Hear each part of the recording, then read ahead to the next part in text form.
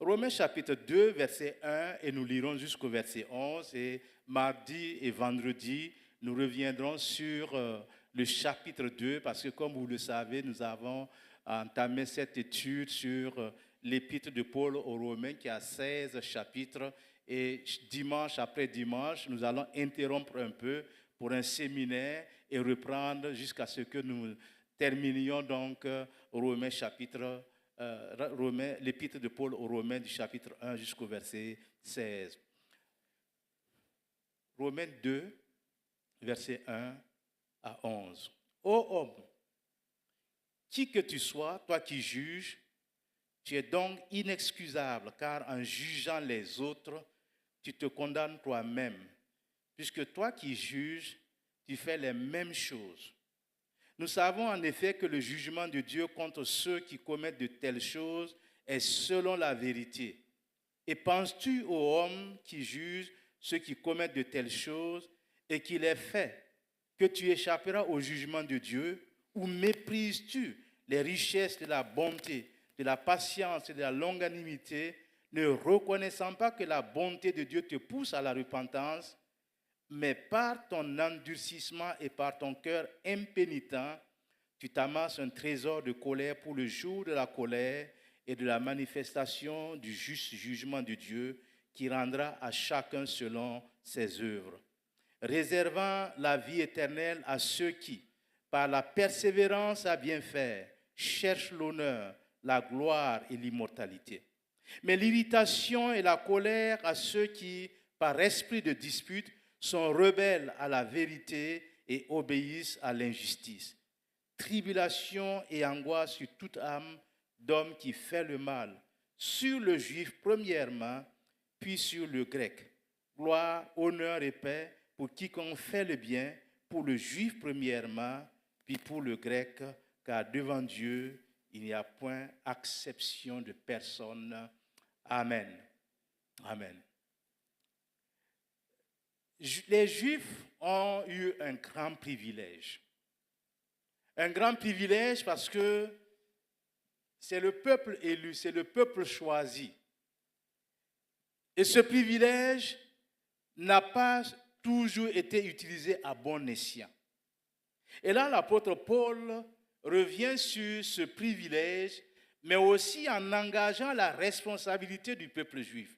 Parce qu'ils ont eu ce privilège pour être le représentant de Dieu, pour être le peuple de Dieu, pour être l'élu de Dieu face aux nations païennes.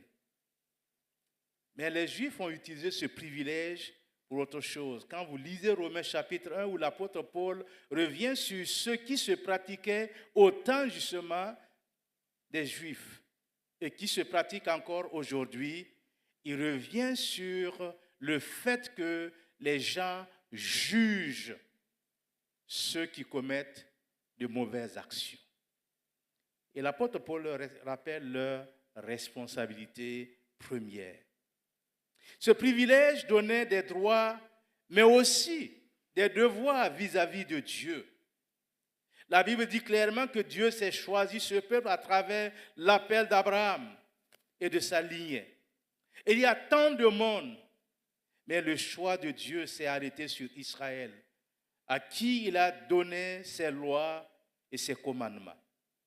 Le peuple d'Israël devait honorer Dieu et obéir à ses lois et à ses commandements. Mais Israël n'a pas obéi. Malgré tout cela, Dieu a montré son amour envers Israël. Et jusqu'aujourd'hui, Dieu manifeste son amour envers ce peuple-là, que lui-même appelle un peuple rebelle, un peuple au cou raide. N'eût été la volonté clairement exprimée de Dieu, Israël devait être aujourd'hui un souvenir ou une histoire que nous lirons, comme celle des empires puissants qui ont existé et dominé notre monde. Mais le choix de Dieu est toujours sur Israël. Parce que la Bible nous dit que Dieu ne se repent pas de ses choix. Et Israël en a profité, et jusqu'aujourd'hui en profite. Et dans ce passage que nous avons lu, l'apôtre Paul s'adresse directement aux Juifs qui se croient supérieurs aux autres nations. Et là, leur problème. Le choix de Dieu ne veut pas dire supériorité. Le choix de Dieu ne veut pas dire que vous êtes mieux que les autres. Le choix de Dieu découle de sa souveraineté qu'il fait ce qu'il veut comme bon lui semble. Et ça, nous devons connaître cela. Parce que ces Juifs-là se vantent d'avoir une position privilégiée. Car pour eux, Dieu est le juge des païens. Il était le protecteur spécial des Juifs. Et c'est vrai, Dieu a montré sa protection à l'égard des Juifs. Mais Dieu aime aussi les païens. Et c'est la raison pour laquelle ce choix s'est porté sur chacun de nous. Sinon, est-ce que nous sommes mieux que nos compatriotes, nos parents, nos amis, nos connaissances, nos colères? Nous ne sommes pas mieux qu'eux. Mais si le choix de Dieu s'est porté sur nous, c'est que nous avons aussi une responsabilité vis-à-vis de ce choix-là. Et vous savez, quand on donne des privilèges à certaines personnes, ils se contentent justement de leurs droits. Mais leur devoir, ils mettent ça, ils relèguent ça au second plan. Chaque privilège, je dis bien chaque privilège, est toujours accompagné d'une responsabilité. En tant que chrétien, nous avons aussi une responsabilité. C'est un privilège d'être enfant de Dieu. Même si Dieu aime tout le monde, nous avons une responsabilité vis-à-vis de ce monde. Et pour les Juifs, justement, Dieu va utiliser une mesure différente des Juifs pour juger les païens. Parce que pour eux, Dieu aime les Juifs et quoi qu'il arrive, dans leur tête, dans leur philosophie, dans leur mentalité, les Juifs hériteront toujours du royaume de Dieu. Et Paul insiste que dans l'économie de Dieu, il n'y a pas de peuple favori. C'est ça la théologie de l'apôtre Paul. Dieu aime tout le monde. Et vous lisez, comme nous aurons l'occasion de parcourir le livre des Actes, de l'Épître aux Romains, l'apôtre Paul, c'est vrai qu'il s'est senti appelé pour aller vers les païens. C'était sa mission. Mais il priait tout le temps que le vœu de son cœur, c'est que tous les Juifs, sans exception, soient sauvés. Vous savez, l'Église de Jésus-Christ est en train de prendre beaucoup d'ampleur dans les autres nations, mais en Israël même. Les églises messianiques ne sont pas nombreuses. Nous, au Burkina, nous avons, ce que je connais, c'est que nous avons beaucoup d'églises. Et je dirais même que les églises des assemblées de Dieu qui sont dans la capitale dépassent les églises messianiques qui sont en Israël. Mais partout où vous rencontrez un juif, il sera toujours fier d'être juif. Là, l'apôtre Paul dit, toi qui juges le païen, toi qui dis Dieu va le condamner, le même Dieu-là va te juger aussi. C'est pourquoi, en terminant, il dit, Dieu ne fait point exception de personne. Et frères et mes sœurs, nous avons une responsabilité vis-à-vis de ce monde. La responsabilité que Dieu nous a donnée nous engage vis-à-vis de notre prochain. Mais c'est bon d'entendre certaines personnes parler de leur privilège d'être enfants de Dieu, d'être serviteurs de Dieu. Mais leur responsabilité vis-à-vis de ceux qu'ils côtoient tous les jours. On a tendance à mettre ça de côté. C'est la raison pour laquelle Dieu va amener le peuple juif à un certain moment à se tourner vers lui de gré ou de force. Ce temps-là n'est pas encore arrivé. Et jusqu'à ce jour, le problème des Juifs, c'est qu'ils maintiennent un complexe de supériorité. Et ces Juifs, non seulement ils sont fiers, mais aussi ils négligent les autres. Et rappelez-vous que le jour de la Pentecôte, Dieu avait dit au peuple, en fait aux disciples, d'aller partout le monde. Ils sont restés à Jérusalem parce qu'ils ne voulaient même pas aller en Samarie à côté. Il a fallu la persécution pour qu'ils abandonnent ces privilèges-là pour aller vers les nations. Mais aujourd'hui, certains pensent qu'ils peuvent entretenir le complexe de supériorité même dans l'Église de Jésus-Christ. On est les premiers. Et ces gens oublient aussi que la Bible dit les premiers seront les derniers. Il faut être à sa place.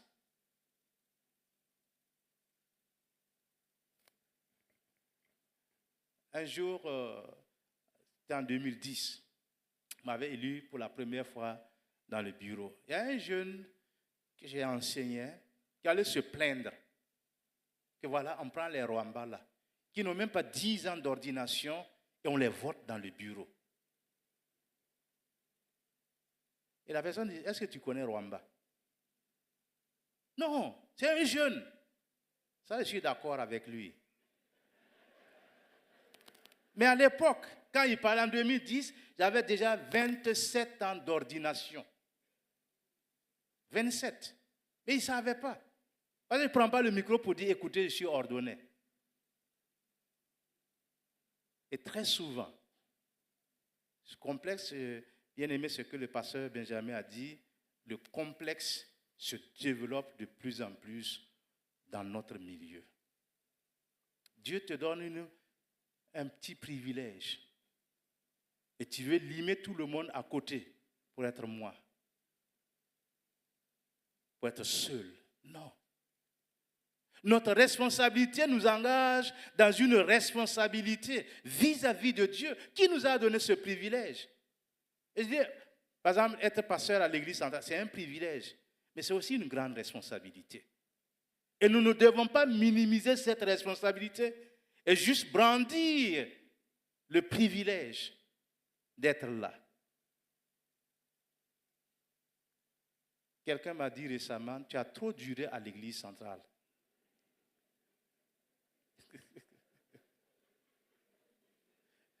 Ça, c'est la semaine dernière.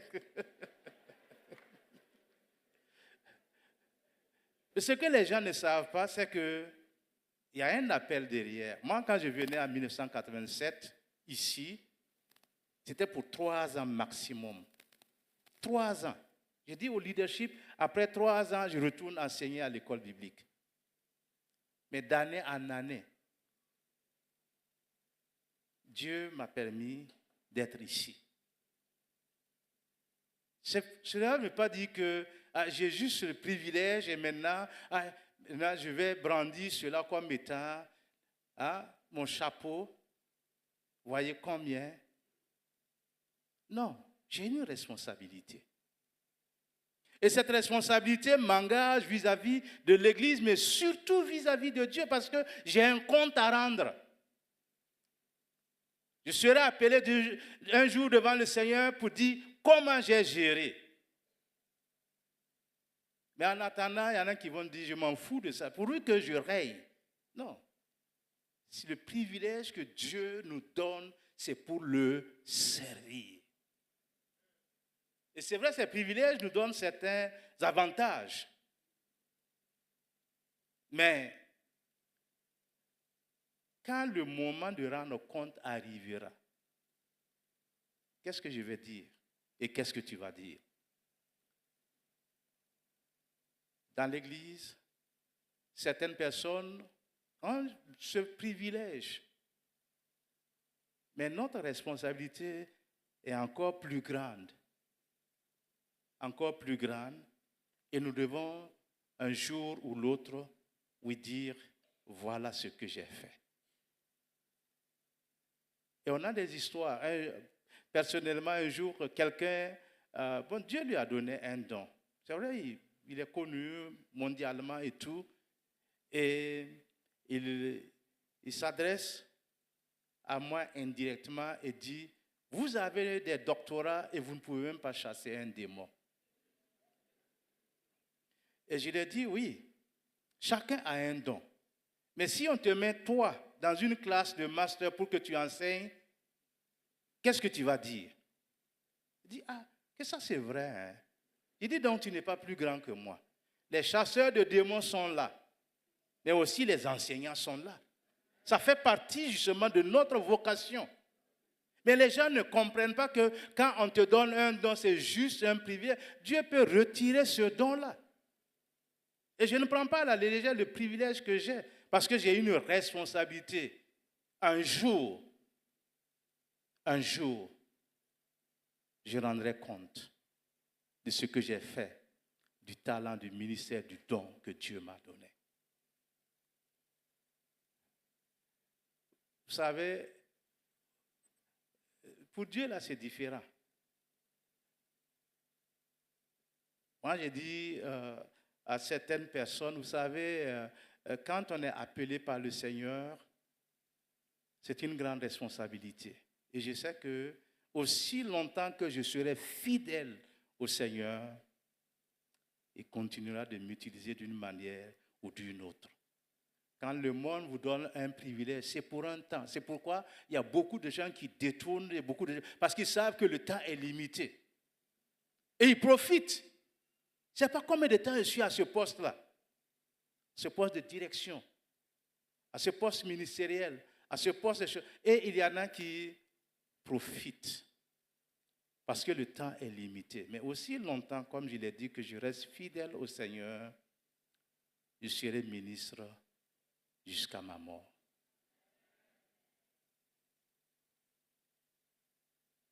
Combien nous évaluons notre privilège? Est-ce que nous ne sommes pas comme les Juifs? Pasteur Mathias a lu Luc chapitre 18. Je l'avais dans mes notes. Par rapport aux Juifs, ces pharisiens qui sont là, ils ont une place spéciale, c'est vrai. Et quand ils vont dans le temple, ils se présentent comme étant l'homme juste, l'homme droit, l'homme intègre. Et le païen qui vient n'ose même pas lever le regard. Et prie simplement, aie pitié de moi, fais grâce. Et le pharisien, il vient, il bombe la poitrine, il dit, je te suis reconnaissant parce que je ne suis pas comme ce païen-là.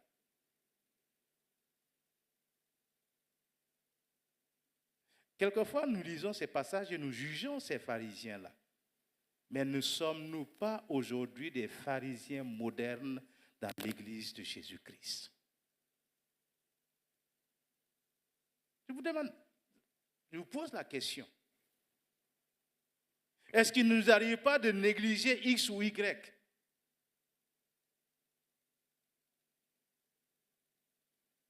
Et très souvent, ces choses peuvent nous arriver quand Dieu semble nous donner du succès. Mais moi, je voudrais que nous puissions voir quelque chose de très important. Dieu nous a créés comme des êtres humains.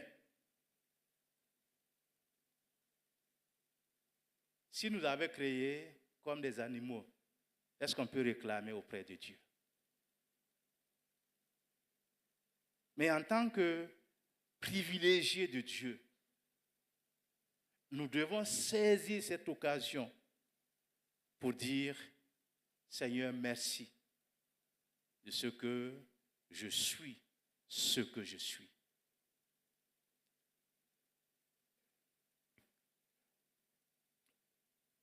Si Dieu nous a accordé ce privilège, eh bien, nous devons savoir que nous avons aussi une responsabilité. Et l'apôtre Paul dit aux Romains, toi qui juges l'autre, qu'as-tu de plus? Qu'as-tu de plus? Et les gens pensent que, étant là où ils sont là-bas et les autres sont ici. Le vrai serviteur permet que nous nous mettions à la place des autres pour être un modèle. Comme les Anglais disent, pour les nourrir, pour les entretenir. N'oublions pas la bonté et la miséricorde de Dieu. Comme je le dis, si Dieu t'a accordé un privilège, c'est une responsabilité pour toi de garder ce privilège intact. Intact. Et si nous sommes sauvés, c'est un privilège. Nous devons parler de notre salut tout autour. Et nous devons faire attention parce que Dieu est le juge de tous. C'est vrai que du temps de l'apôtre Paul, quand il écrivait aux Romains, nous avons vu au chapitre 1, il y avait des abominations condamnées par Dieu, qui étaient même passibles de la peine de mort. Et même si aujourd'hui encore, il y a ces choses qui se produisent, rappelons-nous que Dieu les aime. Nous ne sommes pas plus que ceux qui périssent dans le monde. C'est une grâce, mais c'est aussi un privilège.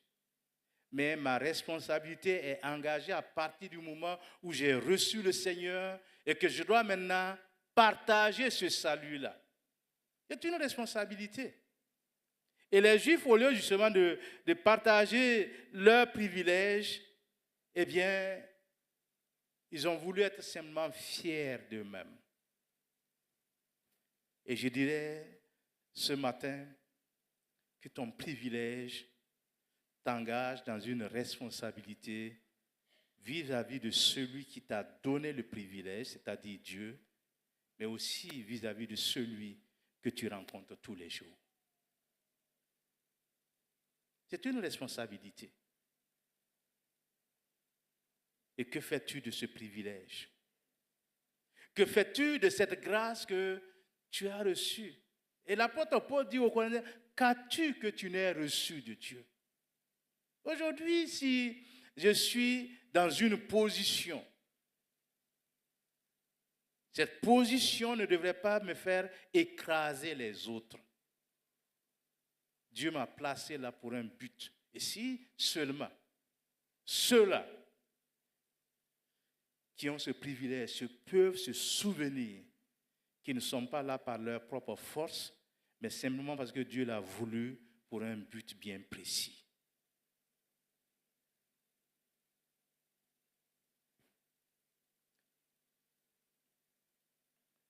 L'apôtre Paul disait aux Colossiens, et particulièrement à Archippe, prends garde au ministère que tu as reçu dans le Seigneur afin de le bien remplir.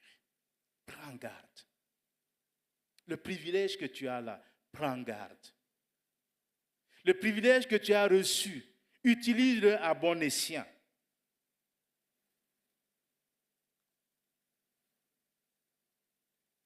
C'est l'apôtre Paul dit, c'est Jésus lui-même qui dit, quiconque s'élève sera abaissé et celui qui s'abaisse sera élevé.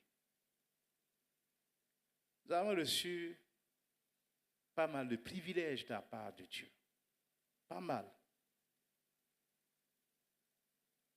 Mais quelquefois, on pense que ce privilège est un passe-droit.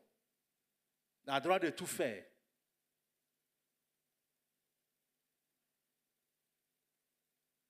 Mais Dieu va nous demander des comptes. Dieu va nous demander des comptes. Parce que là où il m'a placé, c'est pour un but bien précis. Est-ce que je me rends compte justement de cette responsabilité vis-à-vis de Dieu? Hein, qui sont comme des Ésaü, sont pressés. Ils tuent leur père avant même qu'il ne soit mort. Prennent leur droit d'aînesse, droit d'héritage, s'en vont gaspiller. Et après reviennent.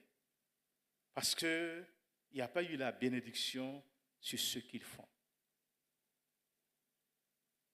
Dans la vie, ne soyons jamais pressés. Comprenez? Dans la vie, ne nous montrons pas trop. Dans la vie, il faut savoir jouir du privilège que Dieu nous a donné pour l'utiliser à la seule gloire de son nom. Si nous sommes ce que nous sommes, donnons toute la gloire à Dieu. Donnons toute la gloire à Dieu. Ne pensons pas que Dieu nous a laissés là pour justement que nous puissions monter sur les autres. Ma soeur, j'enseigne le cours de leadership. À ces pasteurs. Je leur dis, vous savez, dans la vie, là, laissez Dieu vous mettre là où il veut. Et si vous montez sur les gens pour arriver à une position, ceux-là sur qui vous êtes basés pour monter à cette position-là, ils vont vous lâcher. Mais en descendant, vous allez retrouver les mêmes personnes là. Quelle serait votre réaction? Quelle serait votre réaction? Et comment vous allez les voir? Que pendant un temps, j'étais là où je suis.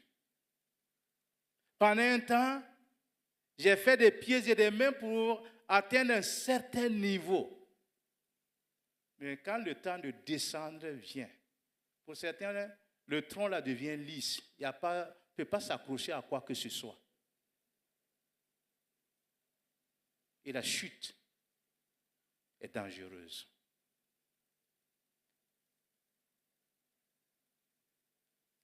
Quand nous lisons la parole de Dieu, elle nous enseigne beaucoup de choses.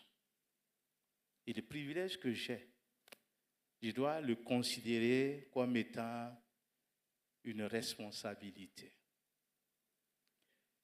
Dans Romains chapitre 2, l'apôtre Paul commence à parler aux Juifs.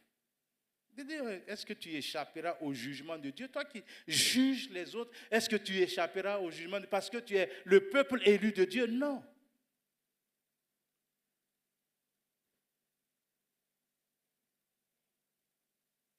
Dit par ton endurcissement, eh bien, tu t'amasses un trésor de colère pour le jour de la colère de Dieu.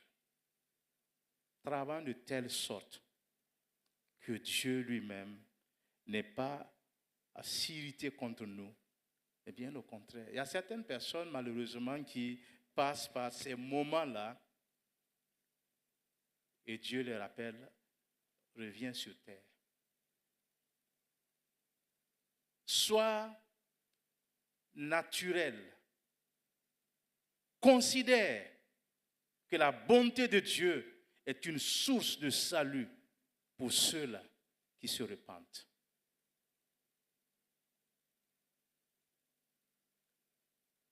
Alors, l'apôtre Paul est assez objectif. Il dit, toi qui juges, là, tu seras jugé. Il dit, tribulation et angoisse sur le juif premièrement, puis sur le grec. Le grec, c'est le monde païen. Mais il dit aussi gloire, honneur et paix pour quiconque fait le bien, pour le juif premièrement, puis pour le grec. Car devant Dieu, il n'y a point d'acception de personne. Dieu accepte tout le monde.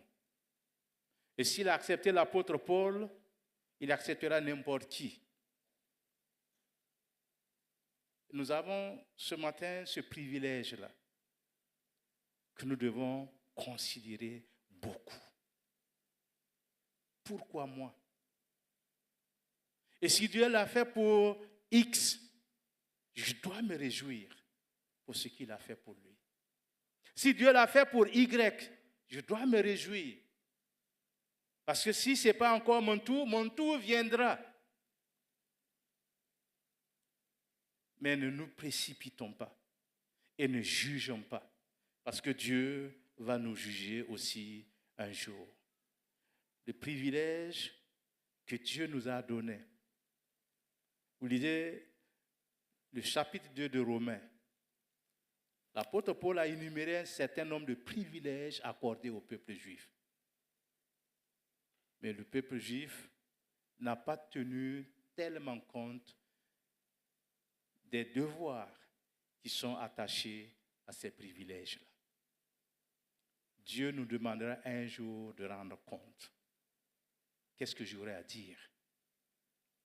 Qu'est-ce que je pourrais dire? C'est à chacun de nous de voir sa position vis-à-vis de ce privilège.